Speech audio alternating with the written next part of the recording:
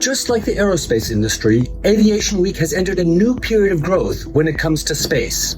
While we've formerly been in the space business since the magazine added space technology to its title in 1958, nothing compares to the scale of our endeavor today. We're adding staff and products to deliver more information to our community and to do so in a more tailored fashion.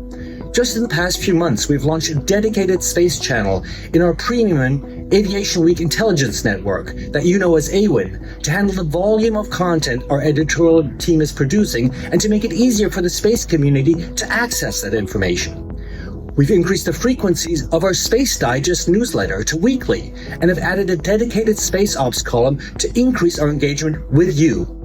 The global space race is heating up again, and there are tons of topics going on in national security space. I'll be bringing you news crossing the span of proliferated LEO constellations, counter space operations, the increased launch cadence, and more. I'll be bringing you that news from my home base in Los Angeles, as well as from site visits like here at Cape Canaveral Space Force Station. We've entered an unprecedented era in space innovation, much of it enabled by lower costs, including lower launch costs and lower cost of electronics. I'll be bringing you my latest insights into everything that's upending and changing the space industry, from on-orbit manufacturing to moon dust. I'll help you make sense of everything that's going on and what it all means for us back here on Earth. I wanted to tell you briefly about our audience development and how we connect industry professionals within the space ecosystem.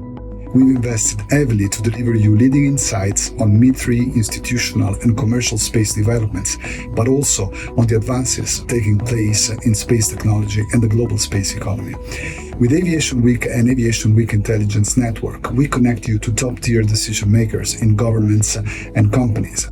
With our growing space events portfolio and enhanced show presence, we can connect you with every tier of the supply chain, from primes to pump makers. See you soon, see you there.